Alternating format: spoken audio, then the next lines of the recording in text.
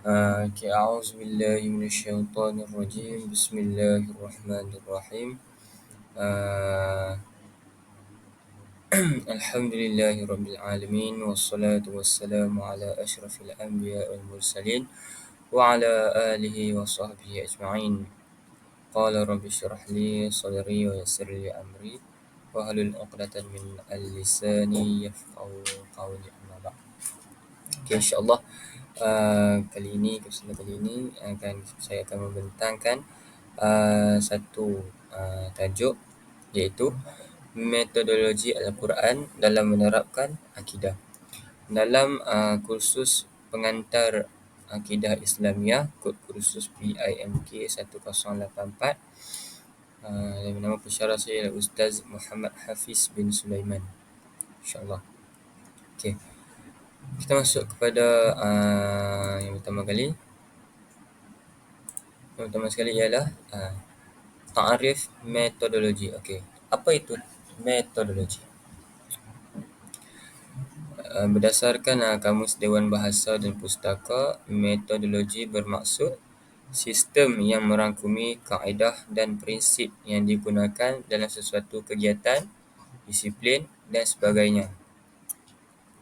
Okey, metodologi ini ialah dia merupakan satu aplikasi atau sistem yang merangkumi semua aspek iaitu kaedah lah, tak kira dalam prinsip kegiatan maupun disiplin. Okey, itu berdasarkan Kamus Dewan Bahasa dan Pustaka. Maksud yang lain, metodologi juga memberi maksud kaedah dan teknik mereka bentuk, mengumpul dan menganalisis data supaya dapat menghasilkan bukti yang boleh menyokong sesuatu kajian. Jadi berkenaan dengan Al-Quran ni dia dijadikan sebagai sumber dalam Islam lah, hukum yang ditetapkan oleh Allah bersumberkan Al-Quran. Di Al-Quran ni merupakan sistem yang merangkumi kaedah. Al-Quran ada banyak, sama ada disiplin, akhlak, hukum dan sebagainya. Okey. Jadi apa kena-mengena dengan tajuk kita ni? Tajuk kita ni metodologi Al-Quran dalam menerapkan akidah. Maksud dia menerapkan akidah, menunjukkan akidah yang benar berdasarkan Al-Quran. Kita ambil isi Al-Quran, isi kandungan Al-Quran dalam membuktikan pegangan ataupun akidah kita yang sebenar. Akidah kita ni betul ataupun tidak. Kita melihat bersumberkan Al-Quran. Okey, kita masuk yang pertama. Poin utama ialah kebebasan akal daripada paksaan dan taklid. Okey. Paksaan kita tahu apa maksud taklid. Taklid ialah dia mengikut satu ajaran tanpa melihat, dia mengkaji, tanpa mengkaji dulu taklid tu. Dia membuta tulis, dia ikut je, dia follow. Macam tu. Taklid ni walaupun ajaran tu salah, tak masuk akal, tapi dia tak ikut. Dia tak fikir dulu.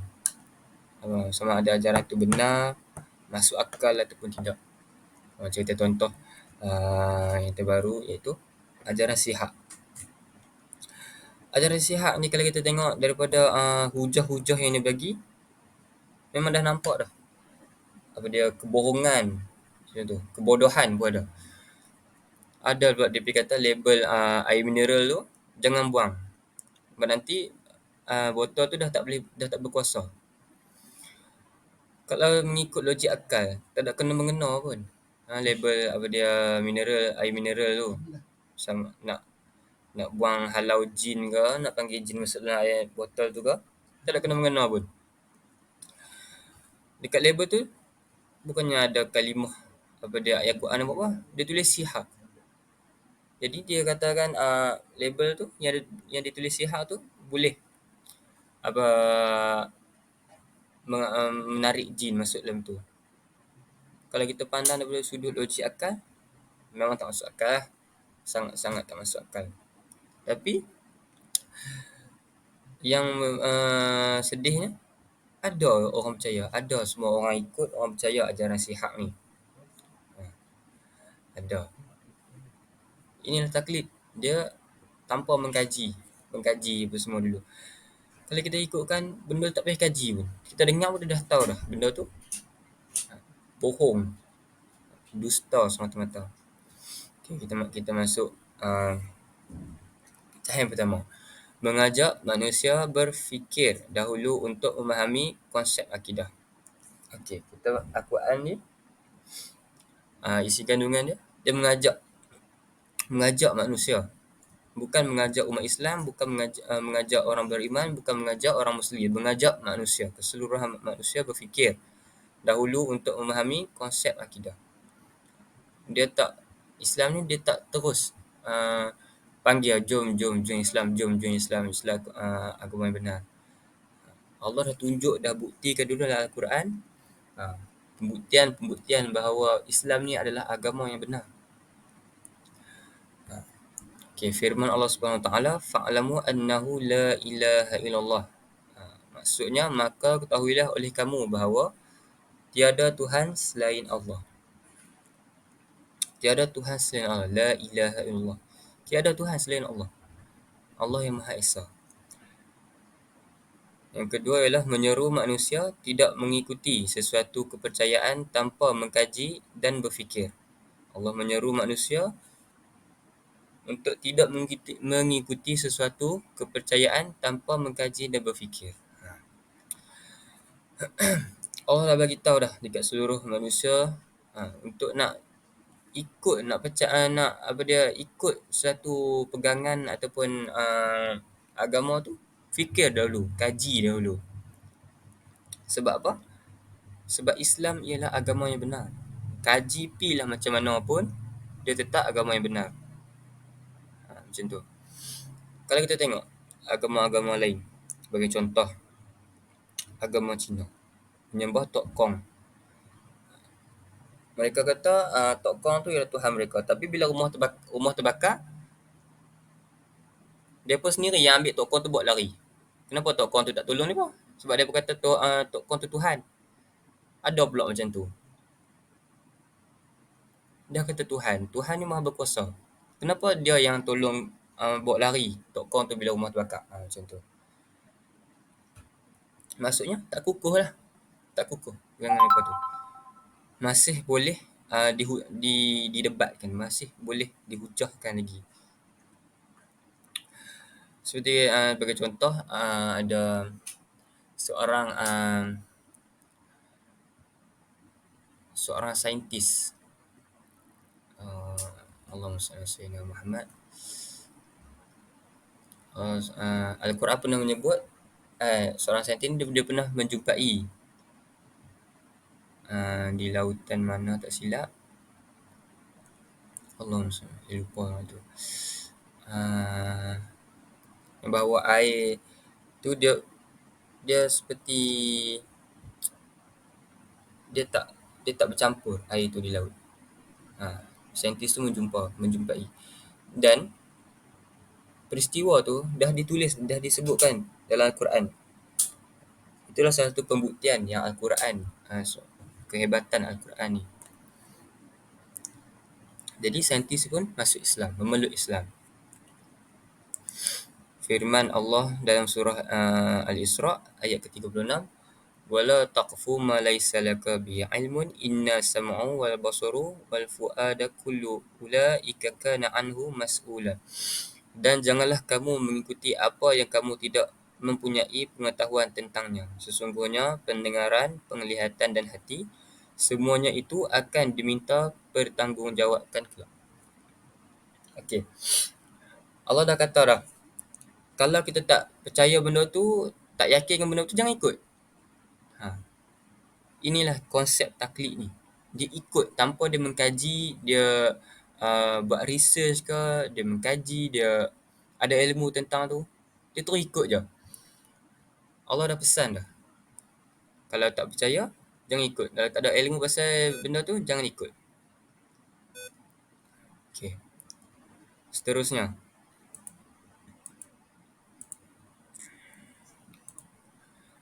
yang kedua, menggunakan akal untuk berfikir dan mengkaji menerusi alam nyata.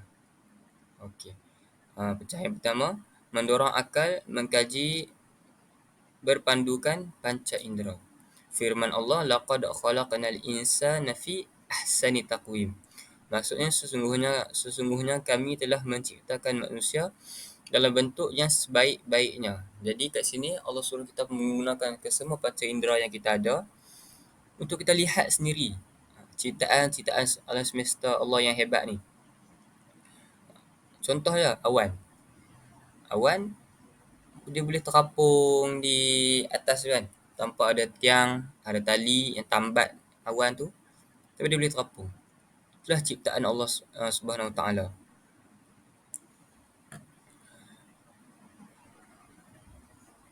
Matahari. Matahari, kehebatan matahari ni yang Allah ciptakan sampai ada satu puak yang menyembah matahari. Tapi matahari tu pun makhluk Allah Subhanahu Wa Taala. Dia pun mempercayai matahari tu hebat. Sebab dia boleh bergerak saat ada, saat tak ada. Kenapa dia tak sembah bulan, kenapa sembah matahari? Macam tu. Itulah orang apa dia kafir ni dia sangat ego, tak mempercayai apa yang dikatakan oleh Allah. Dia tak mempercayai, dia tak mengakui bahawa Allah itu ada, Allah itu satu. Dia menyembah matahari. Padahal matahari itu makhluk Allah SWT, salah satu ciptaan Allah SWT, dan matahari itu pun akan hancur juga. Bila hari kiamat matahari akan hancur. Tapi dia orang menafikan perkara itu. Dia orang menyembah matahari, mengatakan bahawa matahari itu ialah Tuhan. Okey, pecahan yang kedua. Apakah dari surah Az-Zumar ayat ke-21 Allah berfirman, maksudnya apakah kamu tidak memperhatikan bahawa sesungguhnya Allah menurunkan air dari langit, maka diaturnya menjadi sumber-sumber air di bumi, kemudian ditumbuhkannya dengan air itu tanam-tanaman yang bermacam-macam warnanya, lalu menjadi kering, lalu kamu melihatnya kekuning-kuningan, kemudian dijadikannya hancur berderai-derai. Sesungguhnya pada yang demikian itu benar-benar terdapat pelajaran bagi orang-orang yang mempunyai akal. Okey, Allah dah kata dah. Setiap ciptaan Allah, okey, seperti firman Allah, kullu nafsin za'iqatul maut. Setiap yang hidup pasti merasai mati. Tak kiralah apa ciptaan Allah sekalipun, jika dia hidup, maka dia akan mati. Syarat untuk hidup ialah, syarat untuk mati ialah hidup. Allah dah kata dalam ni potongan ayat ni, daun ni kita tengok hijau, kita tengok bulan ni dia tumbuh hijau.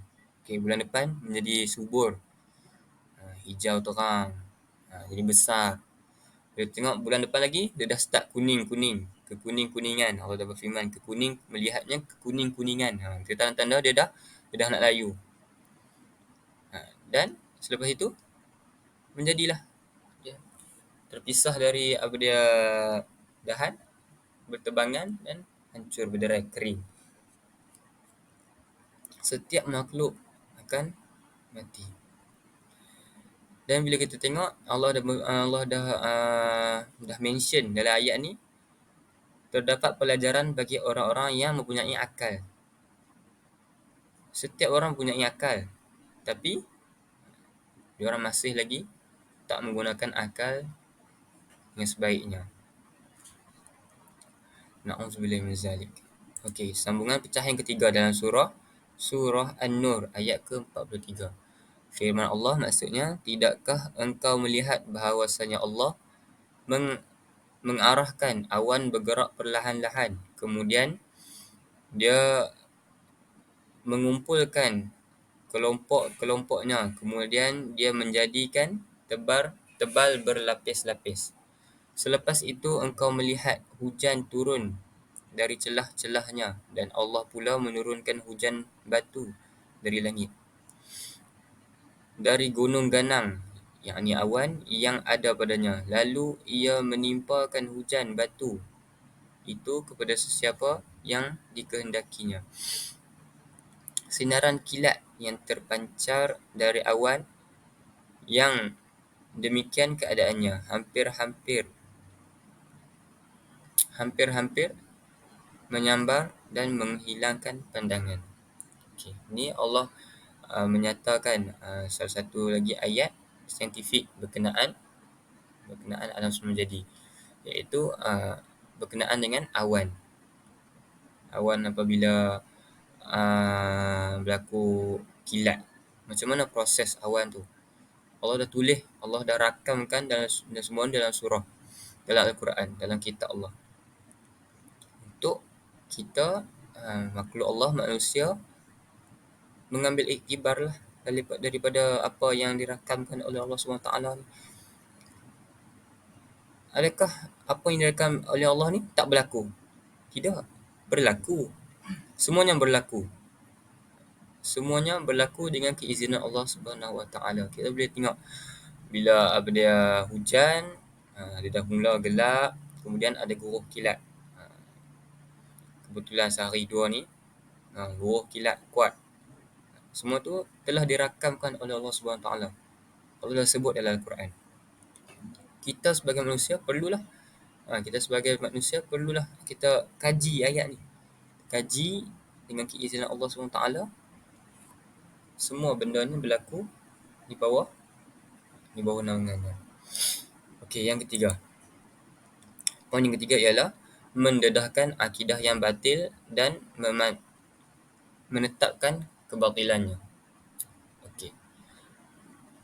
Pecahan pertama ialah mendedahkan akidah yang batil seperti animisme, Yahudi dan Kristian, kemudian mendedahkan penyelewengannya. Okey, kita tengok. Dalam Al-Quran, adakah Allah sebut benda baik je? Benda pasal Islam ni? Tidak. Allah sebut juga pasal agama-agama lain, kebatilan agama-agama lain, agama-agama yang menafikan agama Islam ni. Allah sebut, semua Allah sebut dalam Al-Quran. Okey. Contoh Al-Quran mendedahkan akidah Trinity, Kristian yang batil, firman Allah, dan jangan kamu mengatakan Tuhan itu ada tiga. Dia kata Tuhan dia ada tiga. Kalau Tuhan ada tiga, ya, dia sembah tiga-tiga tu. Kalau kita tengok, Tuhan satu je. Dalam sesebuah kumpulan, adakah ketua sampai 3 orang? Tidak, ketua mestilah seorang. Begitu juga. Mana ada Tuhan yang mempunyai 3 orang? Tuhan ada 3. Sangat-sangat tak masuk akal. Firman Allah dalam surah Al-Fusilat seterusnya, surah Al-Fusilat Allah merakamkan ayat yang ke-37, dan di antara tanda-tanda kekuasaannya ialah malam dan siang serta matahari dan bulan. Janganlah kamu sujud kepada matahari dan janganlah pula sujud kepada bulan. Dan sebaliknya hendaklah kamu sujud kepada Allah yang menciptakannya. Kalau betul Allah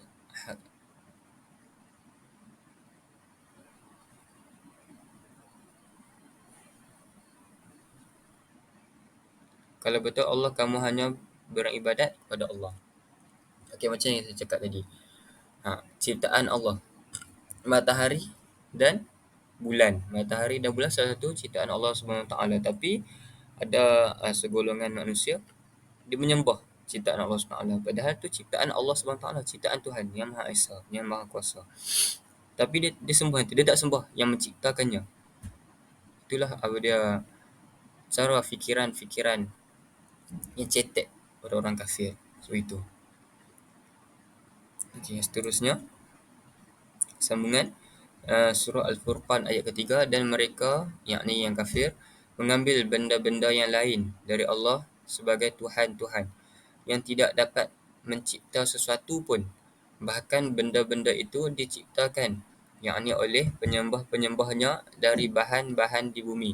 Dan benda-benda itu pula tidak berkuasa mendatangkan sesuatu bahaya atau sesuatu faedah untuk dirinya sendiri, dan tidak berkuasa mematikan atau menghidupkan ataupun membangkitkan kehidupan semula makhluk-makhluk yang telah mati. Okey, kita tengok penyembahan berhala. Berhala penyembahan batu. Mereka sembah batu, mereka buat batu. Batu pun salah satu ciptaan Allah SWT yang ada di muka bumi ni. Salah satu bahan-bahan yang ada di muka bumi ni. Tapi mereka ambil itu, mereka buat sebagai Tuhan. kelakar. Tak masuk akal semua tu. Padahal berhala tu hanyalah berhala, patung saja. Mereka menyembah patung tu. Tak ada faedah pun menyembah patung tu. Kot dia sembah-sembah tu, patung tu bagi duit, kotlah. Ni tak. Sembah balik, sembah balik, sembah balik. Tak mendatangkan apa-apa faedah. Patung tu pun Allah kata tak boleh menghidupkan dan mematikan orang. Adakah bila kita pergi letak seorang depan patung tu, kita minta dia nak bagi mati, patung tu bagi mati. Kita minta patung tu bagi hidup balik, patung tu bagi hidup balik. Tak. Semua tu takkan terjadi. Sebab apa? Sebab itu hanyalah patung. Patung berhala yang diciptakan, salah satu yang diciptakan diciptakan oleh batu. Diciptakan dari batu. Okey. Yang terakhir, poin yang keempat, membentangkan akidah yang benar dan menetapkan kebenarannya. Pecahan yang pertama, surah Ali Imran ayat ke-18, telah dinyatakan oleh Allah bahawa tidak ada Tuhan melainkan Dia, dan malaikat-malaikat serta orang yang berpengetahuan pun naik saksi, yakni bahawa Allah keadaannya berdiri dengan adil, tidak ada Tuhan melainkan Dia, yang Maha Perkasa lagi Maha Bijaksana. Okey, yang keempat barulah kita masukkan selepas kita dah bentangkan tentang kebatilan-kebatilan agama lain. Last sekali ibu kita beritahu yang akidah yang benar, iaitu Allah sudah berfirman, Allah dah berfirman dalam Al-Quran, tidak ada Tuhan selainnya, maupun malaikat serta orang yang berpengetahuan. Allah mention orang yang berpengetahuan, maknanya orang yang dia mengkaji pasal Islam.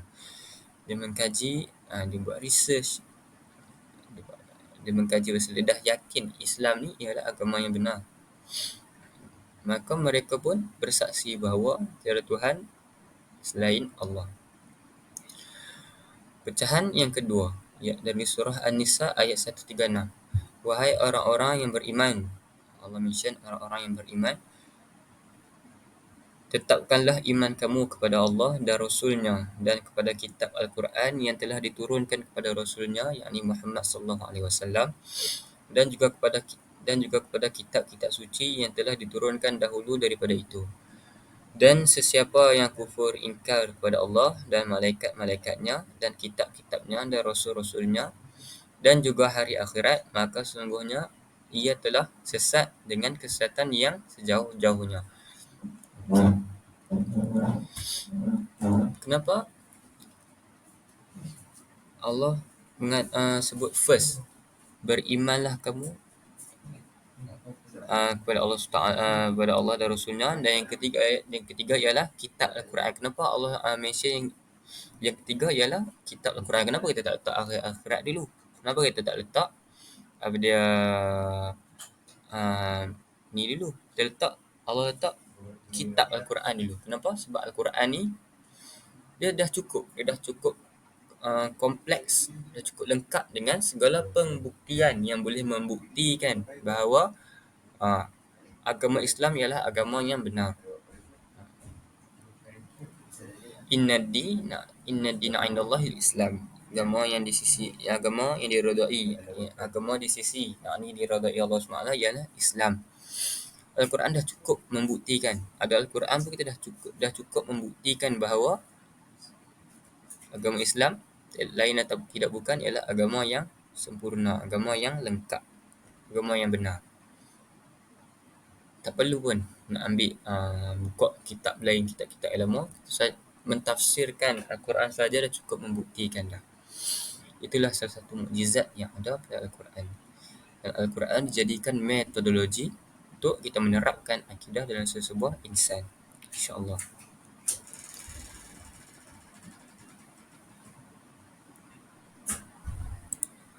Okay, insyaAllah itu sahaja pembincangan untuk kali ini. Yang baik datang daripada Allah SWT, yang kurang baik daripada kelemahan saya sendiri. Secara hakikatnya kedua-duanya datang daripada keizinan Allah SWT. Sekian wabillahi taufiq wal hidayah. Assalamualaikum warahmatullahi taala wabarakatuh.